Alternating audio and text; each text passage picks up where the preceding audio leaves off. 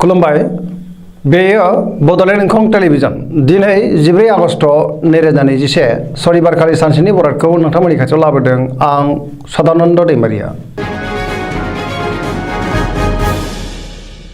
सिगां फरायनो लादों मेष राशि गिबि हांखो अ ल दिनैनि साना मोजां आरो गाज्रिनि गेजेरजों बाबेरलांगोन। गोसोआव जिंगाया बांगोन। गुबुननि थाखाय नाङा फाङा जेंनायाव गोग्लैनांनो हागौ। गोसोखौ दिनै जोबोर गुलुं गुजुं मोनगोन। मावनो लानाय खामानिखौ मावफुंनो हानाय नङा। गोबां हेंथा फैनो हागौ। देहाया दिनै मोजाङै थागोन। रांखावरियाव मोजां नाथाय खरसायाबो बांगोन। बेफार फालांगियाव मोजां होनजायो। समाजाव मान बांगोन। न'खराव अननानै फैगोन। फिसाज्ला एबा फिसाजोनिफ्राय हरखाबै गाज्रि खौरां फैनो हागौ। बहाबा बेरायहैनो एबा दावबायहैनो खाबु मोनगोन। लाइमोनफोरा दिनै जोबोर आला-खाला जागोन। फरायसाफोरा फरायनायाव गोसो दुंनाय नङा। नेगेटिभ एनार्जिनि गोहोम गोग्लैगोन। गुबुननि हेफाजाब लानांगोन।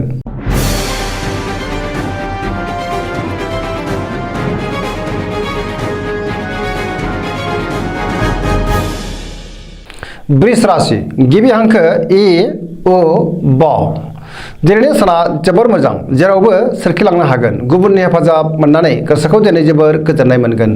गोसोआव बोलोआ बांगोन। मावनो लानाय खामानिखौ थि समावनो आरो गोरलैयैनो मावफुंनो हागोन। समाजाव मान मोनगोन। रांखावरियाव जोबोर मोजां।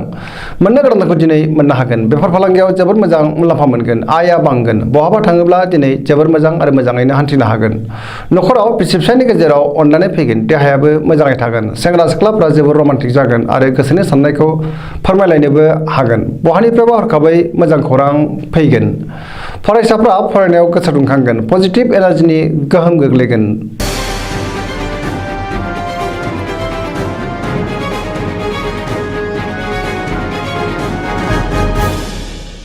मिथुन राशि गिबि हांखो क स दिनैनि साना जोबोर मोजां। गोसोखौ दिनै जोबोर गोजोननाय मोनगोन। जेरावबो देरहासार जागोन। गोबां खामानिखौ मावफुंनो हागोन। देहायाबो मोजाङै थागोन। रांखावरियाव जोबोर मोजां।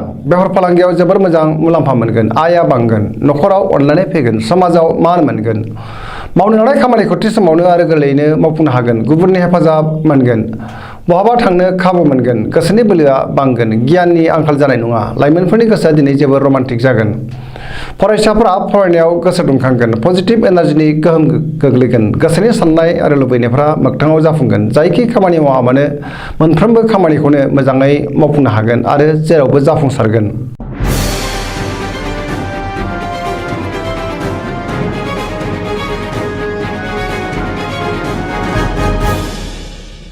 कर्कट राशि गिबि हांखो ड ड ह दिनैनि साना जोबोर मोजां। गोसोखौ जोबोर गोजोननाय मोनगोन। मावनो लानाय खामानिखौ थि समावनो मावफुंनो हागोन। रांखावरियाव जोबोर मोजां। आयआ बांगोन। गोबां धोन आरजिनो हागोन। बेफार फालांगियाव जोबोर मोजां मुलाम्फा मोनगोन। मोननो गोनांखौबो दिनै मोननो हागोन। देहाया मोजाङै थागोन। गुबुननि हेफाजाब मोनगोन। गुबुननि गोसोखौ गोरलैयैनो बोनो हागोन। न'खराव बिसि फिसायनि गेजेराव अनलायनाय फैगोन। गोसोनि साननायफोरा मोगथाङाव जाफुंगोन। समाजाव बयजोंबो गोरोबनो रोंगोन आरो मोजां खामानि मावनो हागोन। लाइमोनफोरनि गोसोआ दिनै जोबोर रमान्टिक जागोन। पजिटिभ एनार्जिनि गोहोम गोग्लैगोन। गोसोनि बोलोआ बांगोन। गोदान खामानियाव आखाइ होनो हागोन। सरासनस्रायै दिनै साना जोबोर मोजां आरो मोजाङैनो बारग'लांगोन।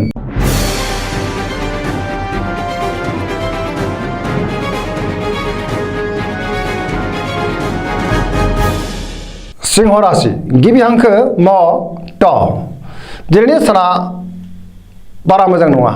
गोसोखौ जोबोर आला-खाला मोनगोन। जिंगाया बांगोन। सोरबा गोजाम लोगोजों बहाबा लोगो मोनलायगोन। मावनो लानाय खामानिखौ मावफुंनो गोब्राब जागोन। गोसोआ दिनै जोबोर उसुखुथु जागोन। रांखावरियाव मोजां। गोबां धोन आरजिनो हागोन। अदेबानि खरसायाबो बांगोन। बेफार फालांगियाव मोजां होनजायो। न'खराव गोजोननि आंखाल जानो हागौ। गोसोनि बोलोआ लोरबां जागोन। समाजाव मानहानि जानांनो हागौ। गुबुननि गोसोखौ बोनो गोब्राब जागोन। सेंग्रा सिख्लाफ्रा हरखाबै गाज्रि खौरां मोननो हागौ। फरायसाफ्रा फरायनायाव गोसो जनाय नङा। गोसोआ दिनै जोबोर आला-खाला जागोन।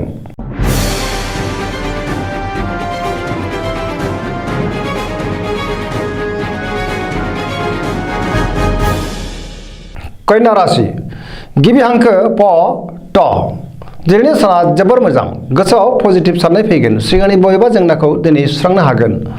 रांखावरियाव जोबोर मोजां गोबां मुलाम्फा मोननो हागोन बेफार फालांगियाव मोजां होनजायो सोरबा गोदान सुबुंजों बहाबा लोगो मोनलायगोन नखराव अनलायनाय फैगोन फरायसाफ्रा फरायनायाव गोसो दुंखांगोन सेंग्रा सिख्लाफ्रा गोसोखौ दिनै जोबोर रमान्टिक मोनगोन समाजाव मान मोनगोन देहाया दिनै मोजाङै थागोन गोसोनि बोलोआ बांगोन गोसोनि साननायफोरा जाफुंगोन मावनो लानाय खामानिखौ थि समावनो आरो गोरलैयैनो मावफुंनो हागोन सिगांनि बबेबा आद्रा खामानिखौबो दिनै फोजोबनो हागोन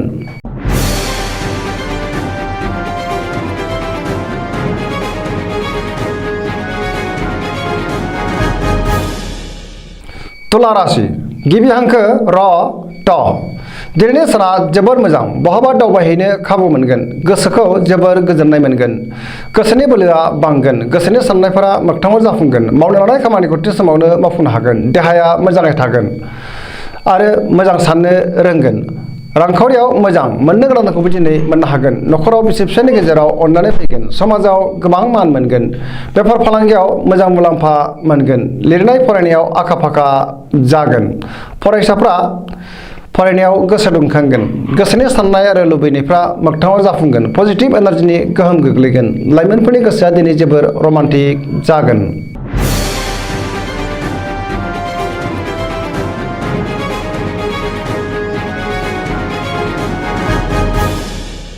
वृश्चिक राशि गिबि हांखो न स दिनैनि साना जोबोर मोजां बहाबा दावबायहैनो खाबु मोननो हागौ सिगांनि बबेबा आद्रा खामानिखौ दिनै मावफुंनो हागोन गोसोनि बोलोआ बांगोन फैबाय थानाय समा जोबोर मोजां लोगोफोरनि हेफाजाब मोनगोन सोरबा लोगोजों बाख्नाय जागोन गोसोआव दिनै गोग्गो साननाय फैगोन मावनो लानाय खामानिखौ थि समावनो मावफुंनो हागोन गोसोनि बोलोआ बांगोन समाजाव मान मोनगोन बयजोंबो अनसायजागोन नखराव अनलायनाय फैगोन रांखावरियाव मोजां नाथाय खरसायाबो बांगोन बेफार फालांगियाव मोजां मुलाम्फा मोनगोन देहाया मोजाङै थागोन गुबुननि थाखाय मोजां खामानि मावनानै होनो हागोन फरायसाफ्रा फरायनायाव गोसो दुंखांगोन आरो मोजां फिथाइ मोनगोन सरासनस्रायै दिनै साना जोबोर मोजां आरो मोजाङैनो बारग'लांगोन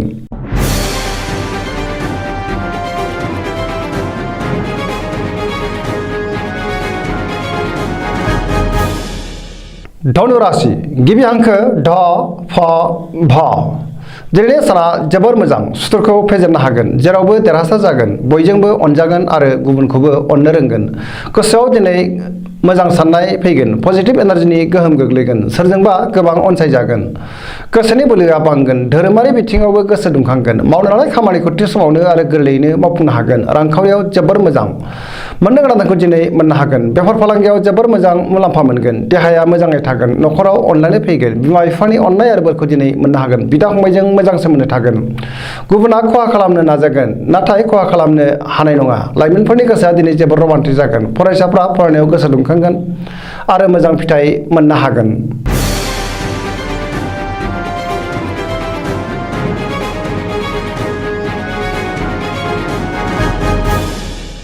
मकर राशि गिबि हांखो ख ज दिनैनि साना जोबोर मोजां बहानिफ्रायबा मोजां खौरां फैगोन गोसोखौ दिनै जोबोर गोजोननाय मोनगोन देहाया मोजाङै थागोन गोसोनि साननायफोरा जाफुंगोन रांखावरियाव जोबोर मोजां होनजायो आया बांगोन मोननो गोनांखौ दिनै मोननो हागोन बेफार फालांगियाव जोबोर मोजां मुलाम्फा मोनगोन गुबुना खहा खालामनो नाजायोब्लाबो खहा खालामनो हानाय नङा सोरजोंबा बाख्नाय जागोन मावनो लानाय खामानिखौ थि समावनो आरो गोरलैयैनो मावफुंनो हागोन पजिटिभ एनार्जिनि गोहोम गोग्लैगोन लाइमोनफोरनि गोसोआ दिनै जोबोर रमान्टिक जागोन आरो गावबा गावनि गोसोनि साननायखौ फोरमायलायनोबो हागोन फरायसाफ्रा फरायनायाव मोजां फिथाइ मोननो हागोन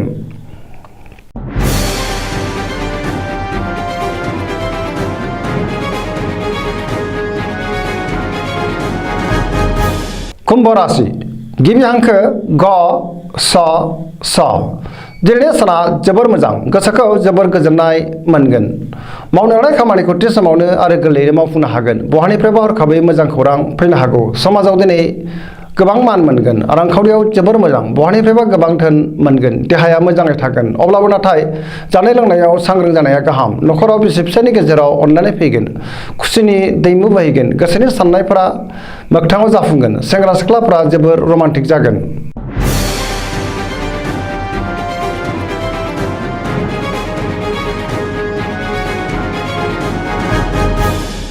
मीन राशि गिबि हांखो ड स दिनैनि साना जोबोर मोजां गोसोखौ जोबोर गोजोननाय मोनगोन गोसोनि बोलोआ बांगोन गोबां मोजां सानखांनो रोंगोन मोजां सोलो फैगोन, देहाया मोजाङै थागोन, रांखावरियाव जोबोर मोजां, गोबां धोन आरजिनो हागोन, बेफार फालांगियाव जोबोर मोजां मुलाम्फा मोनगोन, न'खराव अननानै फैगोन, गुबुननि थाखाय मोजां खामानि मावनानै होनो हागोन। गोसोआ दिनै जोबोर रमान्टिक जागोन आरो गोसोनि साननायफोरा मोगथाङाव जाफुंगोन। फरायसाफ्रा फरायनायाव गोसो दुंखांगोन आरो मोजां फिथाइ मोननो हागोन। सरासनस्रायै दिनै साना जोबोर मोजां आरो मोजाङैनो बारग'लांगोन। दिनैनि राशि फरायथिनाया एसेनोसै। जोबनायाव बेखौनो खावलायो जाहाथे नोंथांमोना सानफ्रामबो जोंनि बे बड'लेण्ड इंखं टेलिभिजनखौ नायबाय थायो आरो साबस्क्राइब खालामो, लोगोसे लाइक खालामो आरो शेयार खालामो। एसेनोसै, गोजोन्थों।